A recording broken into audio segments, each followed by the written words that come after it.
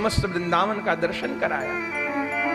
कोई ब्रजभूमि को नहीं जानता था। महाप्रभु जी की आज्ञा से रूप सनातन गोस्वामी जी अपने हाथ में वराह पुराण की पोथी लेकर के, अपने दूसरे हाथ में कलम कागज लेकर के दोनों भाई घूमा करते थे वृंदावन में, झाड़ झंकार में। और जैसे जैसे पुराणों में लिखा हुआ था कि इतनी दूरी पर, इस दिशा में, इतने कोण पर ये लीला स्थली है, इतनी दूरी पर, इस गांव में, इस क्षेत्र में, इस कोण में ये लीला स्थली है, पुराणों से मिला मिला करके, भूमि को नाप नाप करके उन लीला स्थलियों को खोजते थे, झाड़ झंकार को हटाते थे, अपने हाथों से खुदाइयां करते थे, फिर हाथ से पोथियों में लिख लिख करके रखते थे। अकेले रूप सनातन गोस्वामी जी ने लगभग 350 लीला स्थलियों को प्रकट किया। आज जिस वृंदावन का हम दर्शन कर रहे हैं, लीला स्थलियों का, नंदगांव को प्रकटाने वाले कौन है? कोई नहीं जानता जो नंदगांव कहां है। नंदगांव को प्रकटाया सनातन गोस्वामी जी महाराज ने।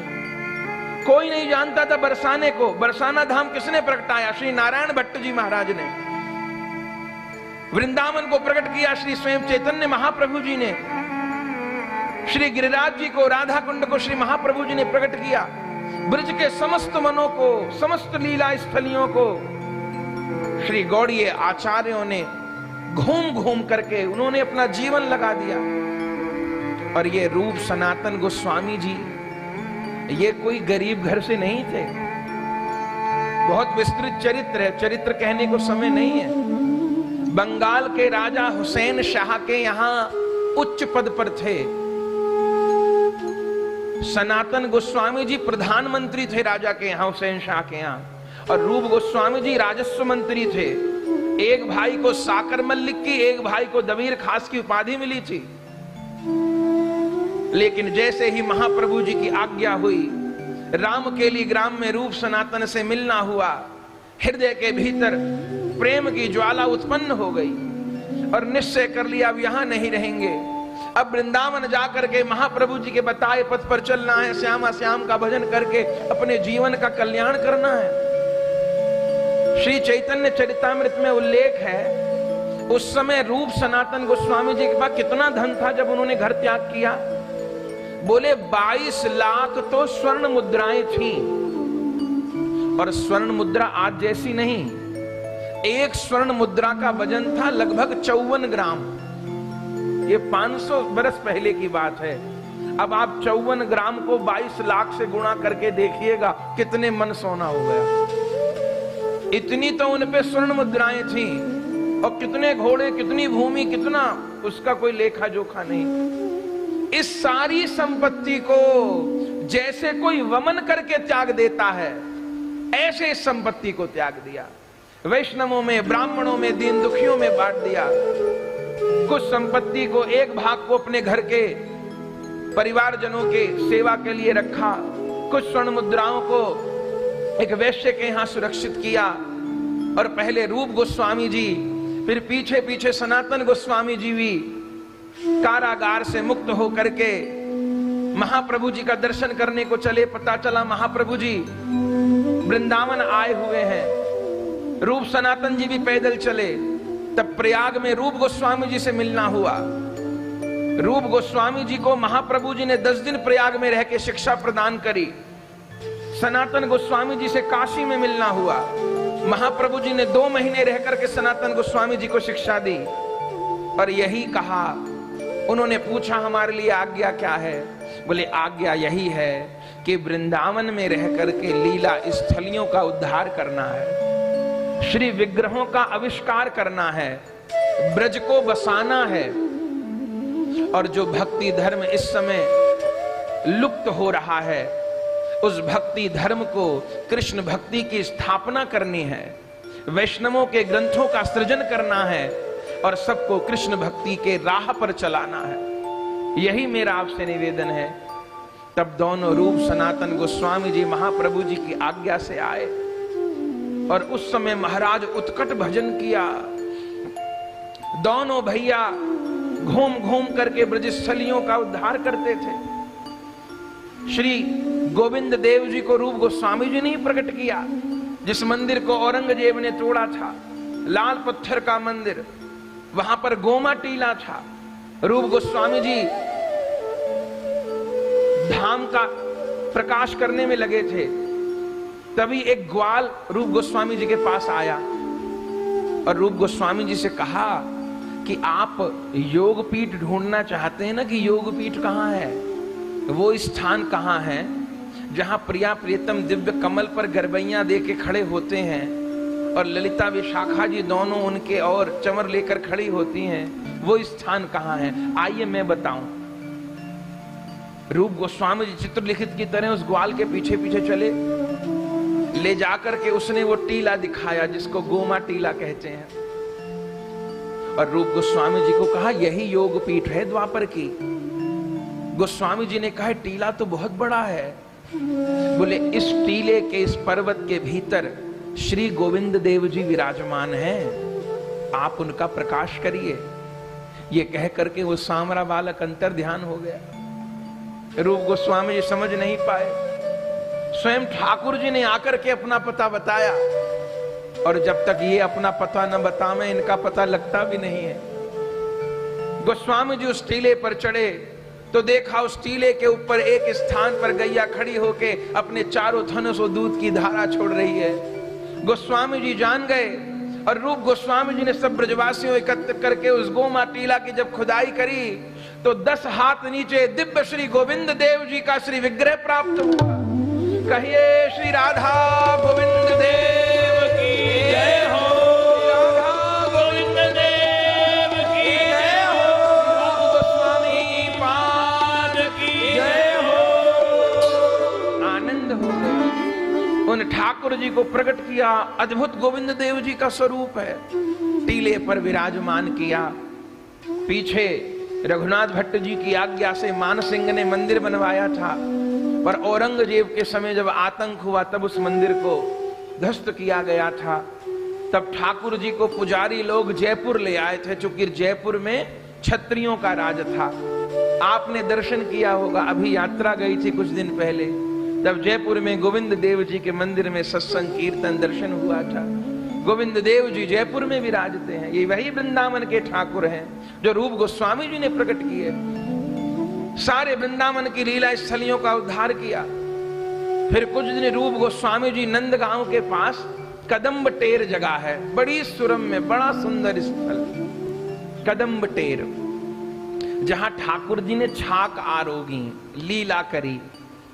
तो रूप गोस्वामी जी वहां कदम्ब टेर पे रहते थे, आज भी उनकी भजन स्थली वहां है। सनातन गोस्वामी जी दूर रहते थे, बीच बीच में दोनों भाई मिलते थे, अलग अलग अपने कार्य में लगे हुए थे।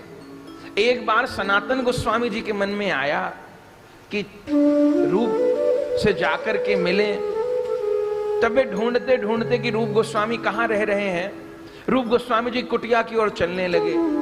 तब रूप गोस्वामी जी को पता चला कि मेरे बड़े भाई सनातन गोस्वामी आ रहे हैं, और वे बड़े दुबले पतले, शरीर बहुत कृशकाय हो गया है।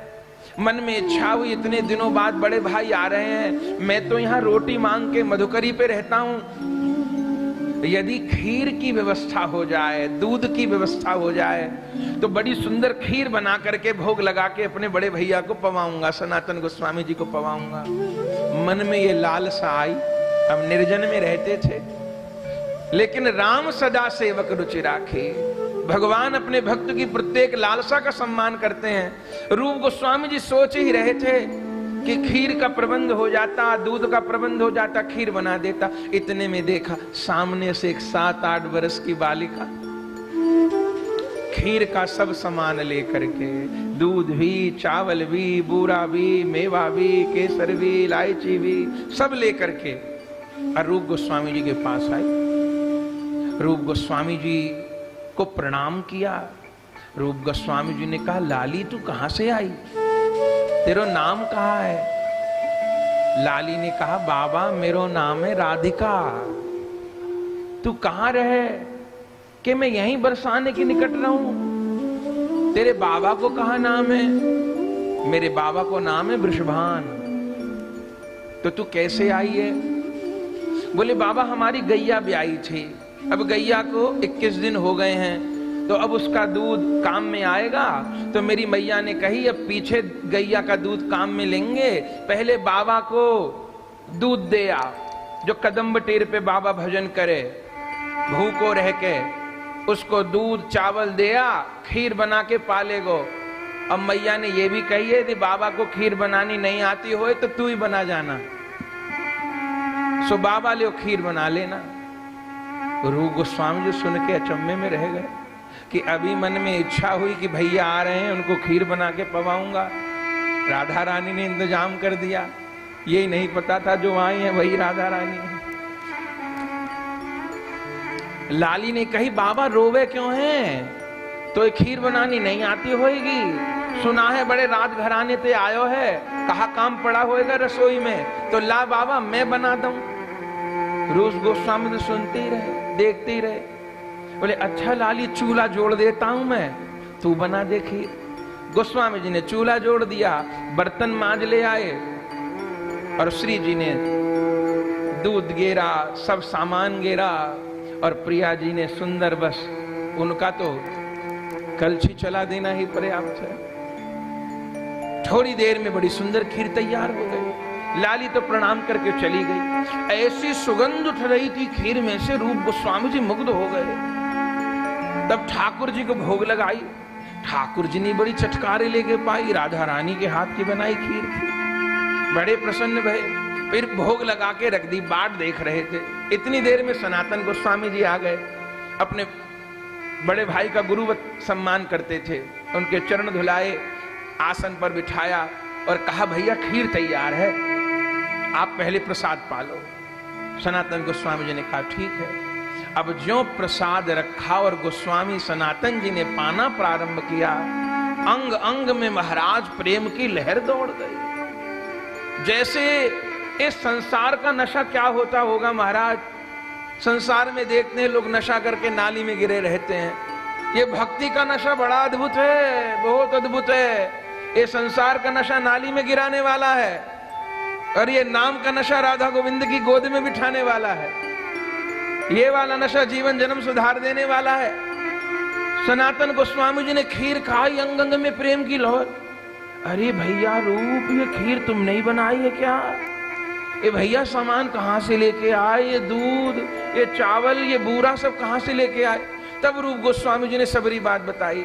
भैया आज बड़ा अचंभा हुआ, आपको खीर खिलाने की सोच ही रहा था, मन में सामान कुछ था नहीं। मैं तो यहाँ सूखी रोटी मांग कर खा के रहता हूँ, भजन करता हूँ राधा रानी का और महाप्रभु जी की आज्ञा से लीला स्थलियों की खोज में लगा हूँ। बस तभी कोई लाली आ गई, राधिका नाम बताती थी, कहती बरसाने रहती हूँ और सबरा सामान दे गई। अब कहने लगी बाबा तुम पे खीर नहीं बनती हो तो मैं बना दूं, बना गई है। सनातन गोस्वामी जी ने कहा लाली, राधिका, अरे बरसाने तो मैं भी बहुत जाया करूं, वृषभान नाम के तो गोप कोई नहीं है वहां पे। और जैसे ही दोनों भाइयों ने, उन लोगों के तो भीतर की आंख खुली हुई थी, बंद नहीं थी। जब दोनों भाइयों ने इस बात पर विचार किया, वो कौन थी, वो कौन थी, वो कौन थी, वो कौन थी? जैसे ही नेत्र बंद करके विचार किया, जान गए उस बालिका की जगह साक्षात स्वामिनी श्री किशोरी जी प्रकट हो गई। सनातन गोस्वामी जी विलाप करने लगे, भैया रूप तुमने क्या किया, क्या किया? तुमने मुझे खीर खिलाने की भावना करी, हमारी प्रिया जी को इतना कष्ट उठाना पड़ा। तुम इतने बीहड़ जंगल में रहते हो, अपने सिर के ऊपर दूध की मटकी लेकर के नंगे पांव आई। भैया फिर कभी ऐसी कामना मत करना, प्रिया जी को इतना कष्ट मत देना। अब दोनों भाई रोने लगे थे महाराज। दोनों भाइयों ने रो रो कर खीर पाई थी, उस खीर से अभिषेक किया था। उस रज के पात्र को भी फोड़ करके पा गए थे। जिस मटकी में प्रिया जी दूध लेकर के आई थी, उस मटकी को भी नहीं छोड़ेंगे। किनका किनका करके उस रज को भी पाते थे, रुदन करते थे। ऐसी रूप गोस्वामी जी पर कृपा करी थी। बैठे रहे, आनंद होता रहा। फिर श्री सनातन गोस्वामी जी ने रूप गोस्वामी जी से कहा कि बताओ रूप, आजकल क्या ग्रंथ लिख रहे हो? रूप गोस्वामी जी ने कहा भैया आजकल चाटू पुष्पांजलि ग्रंथ का लेखन हो रहा है, तो दिखाओ तो सही। देखे तो बड़ी सुंदर प्रिया जी की महिमा के श्लोक लिखे थे। उसमें एक श्लोक लिखा था कि प्रिया जी की जो चोटी है, कवि द्योति वेणी, जो प्रिया जी की चोटी है वो नागिन के जैसी है। प्रिया जी की कमर पर चोटी नागिन के जैसी लगती है, नागिन के जैसी शोभा होती है। इस भाव को पढ़ा सनातन गोस्वामी जी ने। रूप गोस्वामी जी से कहा, भैया रूप, श्री जी की महिमा आप गा रहे हो, पर राधा रानी तो सच्चिदानंदमयी है, तो प्रिया जी की चोटी को नागिन की उपमा देना ठीक नहीं है। प्रिया जी की देह सच्चिदानंदमयी है, तो उनकी चोटी भी सच्चिदानंदमयी है, आपने नागिन की उपमा दे दी। बोले कुछ नहीं रूप गोस्वामी जी, पर रूप गोस्वामी जी वही लिखते थे जो उनको अनुभव हुआ। सनातन गोस्वामी जी कह के चले गए कि भैया इसको सुधार लेना, श्री जी की चोटी की नागिन से उपमा देना ठीक नहीं है। सनातन गोस्वामी जी कह के फिर अपनी कुटिया की ओर जाने लगे। सोई देखा, यही दिन थे, सावन का महीना चल रहा था। सोई देखा कि राधा बाग में झूला पड़ा हुआ है और एक बड़ी सुंदर किशोरी झूला झूल रही है और 8 सखियां उसको घेर के झूला रही हैं। सनातन गोस्वामी जी ने दूर से देखा, लगा कि कोई गोप की छोरी होगी, ब्रजवासियों की बिटियां होंगी, झूला झूल रही हैं सावन में। तभी जैसे पास जाने लगे तो उस किशोरी की पीठ थी, सनातन गोस्वामी पीछे से आ रहे थे, तो देखा सनातन गोस्वामी जी ने कि उस बिटिया की पीठ पर नागिन सी चल रही है। थी तो उस बेटी की चोटी, पर दूर से सनातन गोस्वामी जी को लगा नाग हो। तो सनातन गोस्वामी जी भागे, लाली तेरी पीठ में सांप, लाली तेरी पीठ पे सांप, अरे लाली संभलियो तेरी पीठ पे सांप। भागते भागते जैसे ही पास पहुंचे तो देखा कि पीठ पे सांप नहीं, वो तो चोटी लहरा रही है। अरे अचंभे में रह गए, दूर से नागिन जैसी लग रही थी। जैसे ही पास को भागे तो अब ना वहां झूला, ना वहां कोई किशोरी और ना वहां कोई सखिया। सनातन गोस्वामी जी अचेत होकर के गिर पड़े और जान गए कि रूप गोस्वामी जो भी लिखते हैं वो अनुभव करके लिखते हैं। लौट करके फिर रूप गोस्वामी जी के पास गए और कहा, भैया रूप तुमने जैसे लिखा था वैसे ही लिखो। वास्तव में प्रिया जी जब झूला झूलती हैं तो उनकी चोटी ऐसे ही लहराती है जैसे कोई सर्पिनी हो। तुम्हारी उपमा गलत नहीं थी। तब रो करके रूप गोस्वामी जी को हृदय से लगा लिया।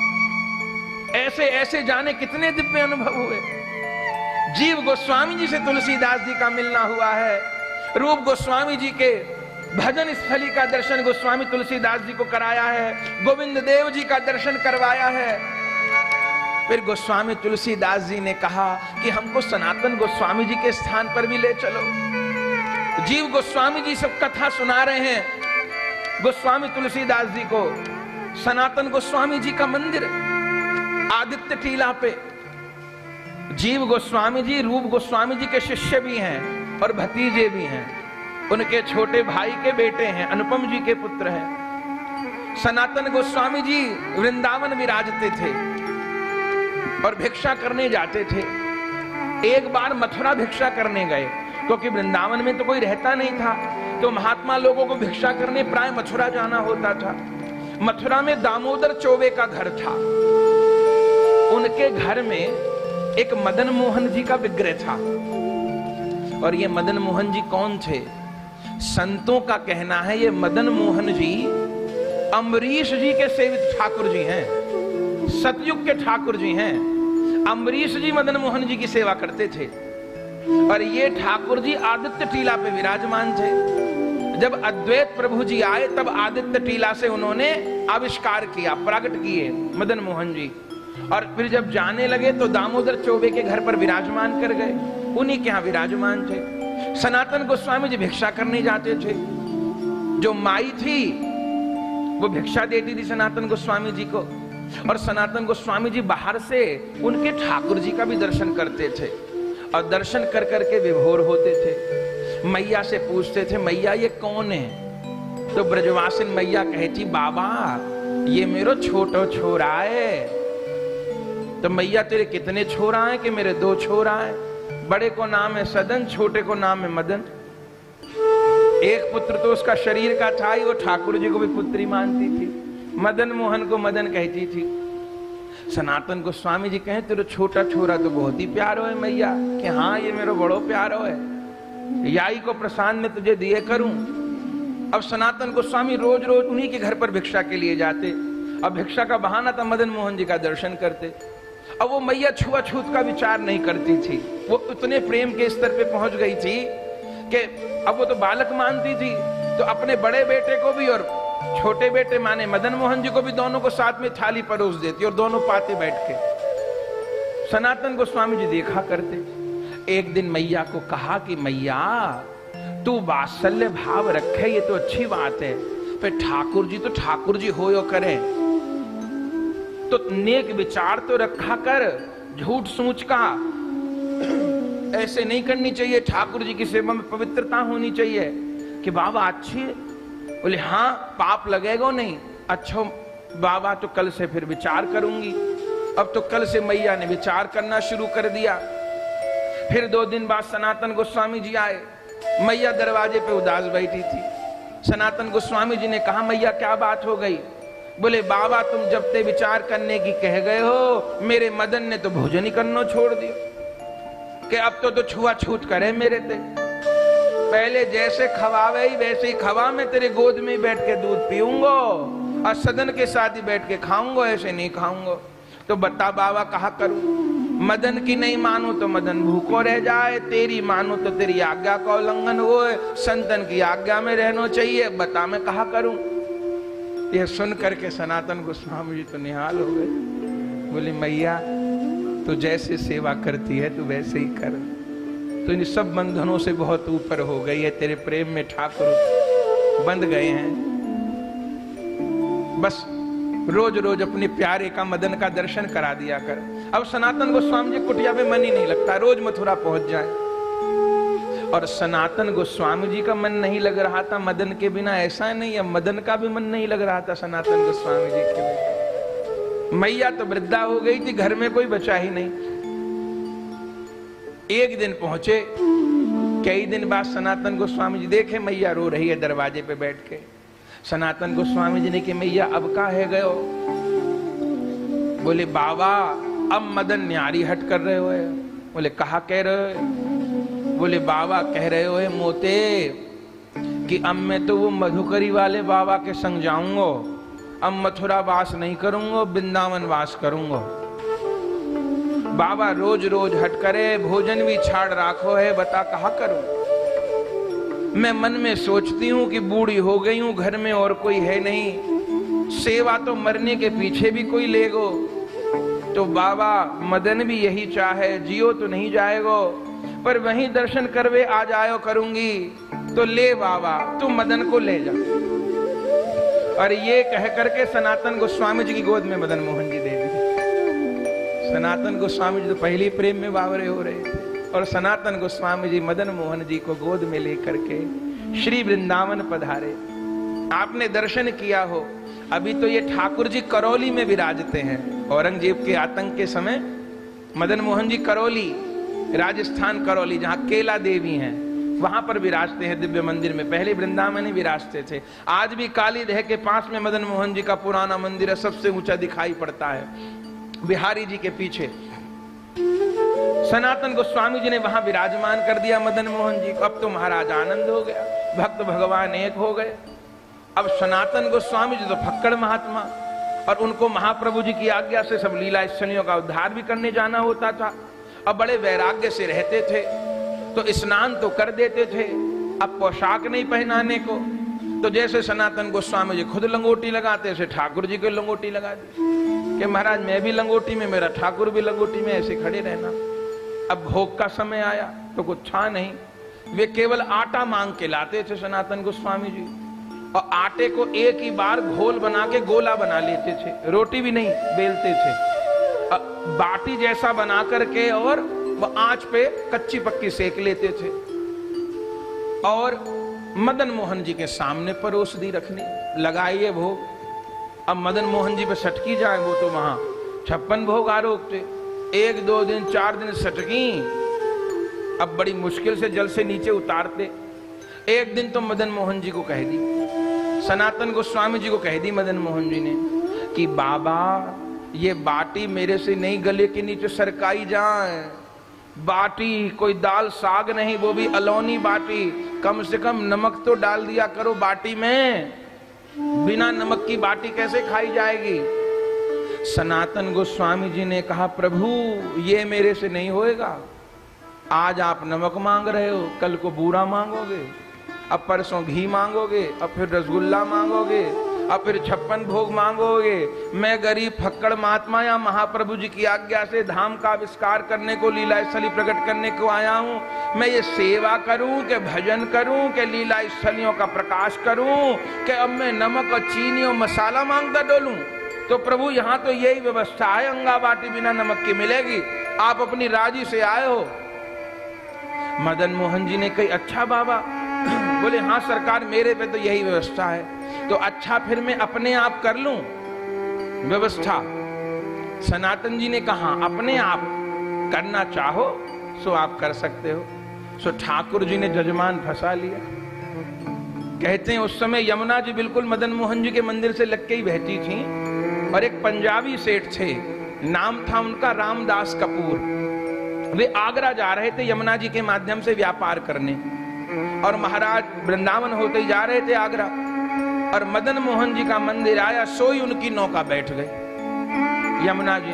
अब भतेरे जोर लगा लिए, चले नहीं। अब उस नौका में बहुमूल्य सामग्री मेवा सब भरी हुई थी, व्यापार करने जा रहे, बड़े परेशान, बैठती चली गई नौका। नाविक से कहा, नाविक ने कहा महाराज पता नहीं कैसी भंवर में दलदल में फंस गई, और नहीं कुछ करा गया तो बैठ जाएगी सबरा, माल समाप्त हो जाएगा, क्या करे, कोई दिखता नहीं। तभी उन कपूर जी ने देखा कि ऊपर टीले पर दिया जल रहा है, लगता है कोई है, सहायता मांगो जाके। ऊपर पहुंचे तो सनातन गोस्वामी जी भजन कर रहे थे, दिया जल रहा था, पास में मदन मोहन जी। रामदास कपूर ने जाके प्रणाम किया, हे महाराज बड़ी विपत्ति में हूं। सनातन गोस्वामी जी ने कहा क्या नाम है? बोले महाराज पंजाब का सेठ हूं, मेरा नाम रामदास कपूर है, आगरा व्यापार करने के लिए आया था, मेरी नौका यहाँ आदित्य टीला के पास फंस गई है दलदल में, आप कुछ उपाय बता दीजिए, कोई तरीका बता दीजिए मेरी नौका निकल जाए, फिर आप जो कहोगे आपकी सेवा कर दूंगा, जितना कहोगे उतना दान दे दूंगा, सेवा कर दूंगा, मेरी नौका निकलवा दीजिए। नौका अटक गई है। सनातन गोस्वामी जी ने कहा भैया हमें तो कुछ नहीं चाहिए, पर ये तेरी नौका अटकी नहीं है, अटकाई गई है। बोले कौन ने अटकाई है? बोले ये जो तेरी टांग पे खड़ा है ना कोने में, सब इसी की लीला है, इसी से कहो। बोले अच्छा। तब तो रामदास कपूर जी मदन मोहन जी के चरणों में पड़ गए, क्षमा मांगने लगे, हे ठाकुर जी नौका निकलवा दीजिए, अब की बार जो व्यापार में लाभ होगा, मेरा माल बच जाए, पूंजी बच जाए मेरी, जितना लाभ होगा सब आपके लिए, आपका दिव्य मंदिर सेवा की व्यवस्था कर दूंगा। ये कह के नीचे गया, बिना सहारा लगाए नौका जल पे तैरने लगी। अभी नीचे पहुंचे ही था, किसी ने हाथ भी नहीं लगाया, नौका जल पे तैरने लगी। और तब तो महाराज ये व्यापारी चले और आगरा लेकर के गए, इनको उस बार व्यापार में भी दुगना तिगुना लाभ हुआ, और फिर ये सब उस धन राशि को लेके आए। कहते हैं उस समय 1 लाख रुपए इन्होंने खर्च किए, 500 वर्ष पहले, बहुत बड़ी रकम थी। और उससे विशाल मदन मोहन जी के मंदिर का निर्माण किया, सब भोगराग की व्यवस्था करी, सनातन गोस्वामी जी से दीक्षा ली, और भजन करके मदन मोहन जी की सेवा करते हुए इन्होंने सर्वस्व ठाकुर जी को अपना प्रदान कर दिया और अपने जीवन जन्म का कल्याण किया। तब सनातन गोस्वामी जी मदन मोहन जी की सेवा में रहे, पीछे श्री कृष्णदास ब्रह्मचारी जी को सेवा में रख दिया। फिर सनातन गोस्वामी जी नंदगांव चले गए, अनेक जगह भजन किया है सनातन गोस्वामी जी ने। नंदगांव में पावन सरोवर है, पावन सरोवर के पास सनातन गोस्वामी जी की भजन स्थली है, वहां पर सनातन गोस्वामी जी भजन करते थे, बहुत समय तक भजन किया। कृपा नहीं हो रही थी, लीला का दर्शन नहीं हो रहा था, सोचा लीला का दर्शन नहीं हो रहा, अब अनशन करके शरीर का त्याग कर देंगे, अन्न जल भोजन सब कुछ छोड़ दिया इन्होंने। तब तो एक दिन इनके पास भी एक 7-8 वर्ष का सांवला बालक आया, लोटे में दूध लेकर के। सनातन गोस्वामी जी से आकर के बोला, ले बाबा दूध पी ले। सनातन गोस्वामी जी कहें, लाला तुम कौन हो? बोले, बाबा मैं यहीं गांव में रहूं, हम 4 भाई हैं। कहा नाम है? बोले, बड़े को हरिदेव है, वाते छोटे को केशव देव है, वाते छोटे को गोविंद देव है। ऐसे हम 4 भाई हैं बाबा। तुम्हारे पिताजी को कहा नाम है? बोले, पिताजी को नाम है नंदू। तो तुझे कैसे पता परी? बोले, बाबा मेरी मैया ने कही कि एक महात्मा बैठा है भूखा पावन सरोवर पे। अरे भूखे रहने से कृपा थोड़ी हो जाएगी, ब्रज में पढ़ो रे, ब्रज में पड़े रहनो भी बहुत बड़ो भजन है, तो ले दूध पी ले। और ये कह करके दूध दे करके चले गए। और सनातन गोस्वामी जी ने दूध पिया तो वही खुमारी जो रूप गोस्वामी जी के खीर खा के चढ़ी थी, वही खुमारी फिर चढ़ गई प्रसाद खा करके। विभोर हो गए, विचार करने लगे कौन थे। उस प्रेम की खुमारी में निद्रा में सो गए और फिर स्वप्न में महाराज वो लाला प्रकट हो गया। सनातन गोस्वामी जी पूछ रहे हैं, आप कौन हो? बालक कह रहे हैं, मैं नंद को लाला हूं बाबा, यहीं पर्वत पे रहता हूं। तुम भूखे थे, रहा नहीं गया, इसलिए तुम्हारे लिए दूध लेके आया हूं। और इस पर्वत के नीचे ही गुफा में नंद बाबा जशोदा जी मेरे विग्रह विराजमान हैं, तो जल्दी आविष्कार करो, पर्वत के ऊपर मंदिर बनवाओ, सेवा का प्राकट्य करो। सनातन गोस्वामी जी हड़बड़ा करके उठे, श्री कृष्ण की कृपा हो गई ये जान करके।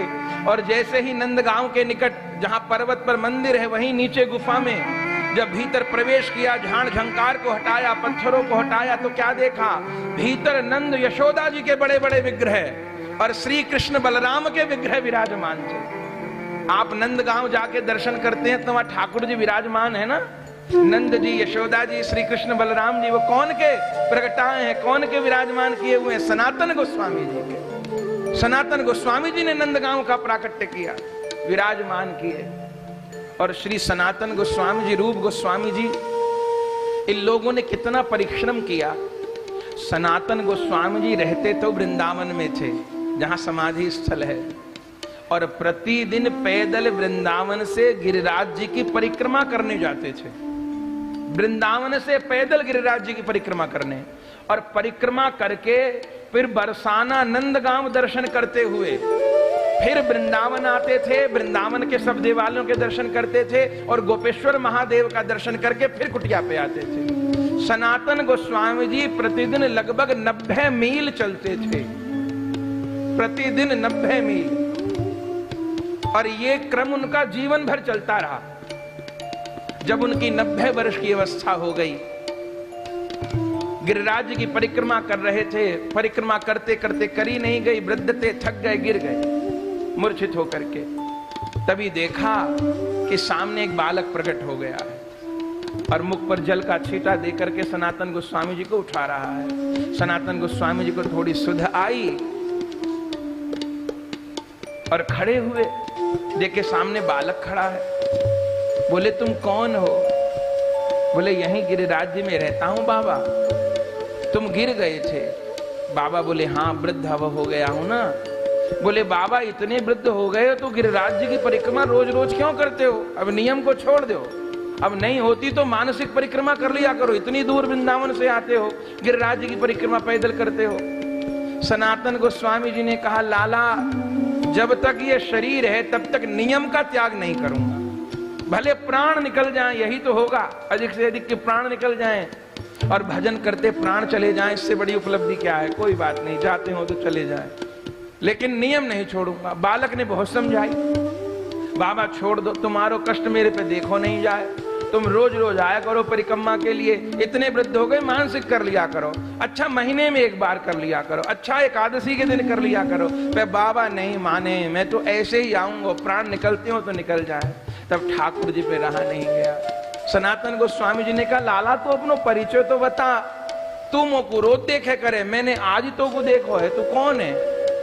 तब ठाकुर जी ने अपने स्वरूप को प्रकट किया और देखा वो बालक नहीं, बालक की जगह श्री मदन मोहन जी प्रकट। मदन मोहन जी प्रकट हो गए, सनातन गोस्वामी जी को हृदय से लगा लिया।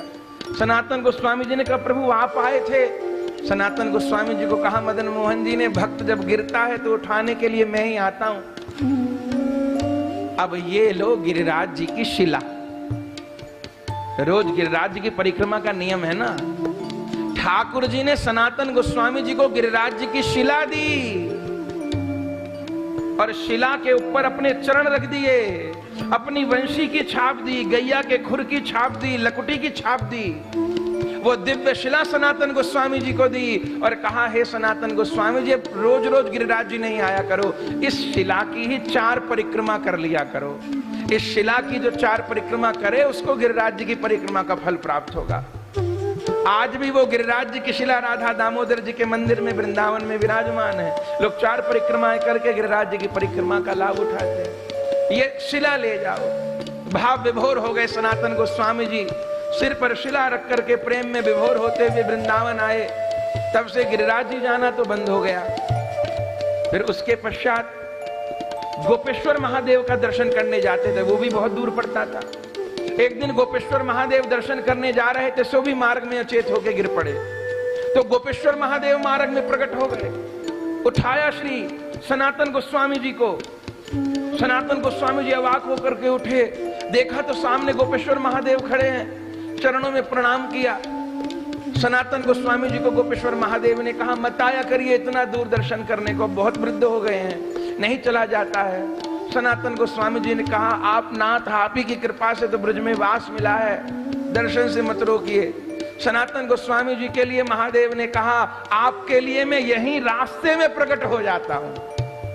गोपेश्वर महादेव दूर पड़ता है, यहां आपके लिए वनखंडी में प्रकट हो रहा हूं। तो वृंदावन में लोई बाजार के पास जो वनखंडी महादेव हैं, वो वनखंडी महादेव कौन है? जो कि सनातन गोस्वामी जी के लिए प्रकट हुए, स्वयं भोले बाबा। जो महत्व गोपेश्वर महादेव के दर्शन करने का है, वो वनखंडी महादेव के दर्शन करने का है। सनातन गोस्वामी जी पर इतनी कृपा हुई, बहुत समय तक दोनों भाई विराजमान रहे। फिर विक्रमी संवत 1611 की गुरु पूर्णिमा के दिन सनातन गोस्वामी जी अपने मदन मोहन जी का स्मरण करते हुए उन श्री गिरिराज जी की शिला को हृदय से लगाए हुए सनातन गोस्वामी जी ने अपनी देह का त्याग किया था। ये खबर सारे ब्रज में आग की तरह फैल गई थी। सारे ब्रजवासी सनातन गोस्वामी जी को पिता मानते थे। तब उनके वियोग में सब ब्रजवासियों ने अपने सिर मुंडवाए गुरु पूर्णिमा के दिन। इसलिए गुरु पूर्णिमा को मुड़िया पूनो कहते हैं। आप जानते हैं गिरिराज में सबसे बड़ी परिक्रमा गुरु पूर्णिमा के दिन लगती है, उसको मुड़िया पूनो का मेला कहते हैं। सरकार की तरफ से बड़ी बड़ी व्यवस्थाएं होती हैं, 20-30 लाख लोग पहुंचते हैं परिक्रमा देने के लिए। वो किस लिए लगती है मुड़िया पूनो की परिक्रमा? क्योंकि उस दिन समस्त ब्रजवासियों ने अपना सिर मुंडवाया, जैसे हमारे पिता का देहांत हो गया हो, और सनातन गोस्वामी जी की पावन देह को लेकर के गिरिराज में परिक्रमा लगाई और फिर श्री वृंदावन ला करके मदन मोहन जी के मंदिर के पास सनातन गोस्वामी जी को समाधिस्थ किया।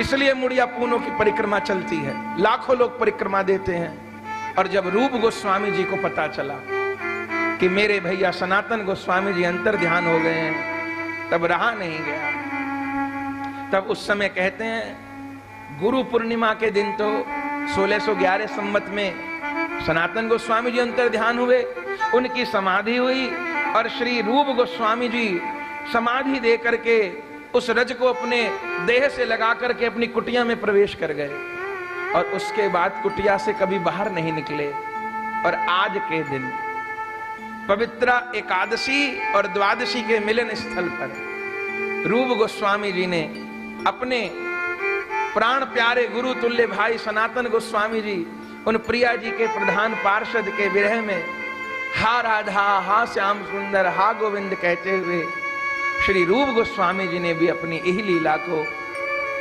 अंतर ध्यान किया। श्री रूप गोस्वामी जी साक्षात रूप मंजरी हैं, सनातन गोस्वामी जी साक्षात लवंग मंजरी हैं। राधा रानी का परिकर ही ब्रज वृंदावन को प्रकट करने के लिए धाम में प्रकट हुआ। और ब्रज वृंदावन को प्रकट करके, लीला स्थली को प्रकट करके अंतर ध्यान हो गया। आज गोस्वामी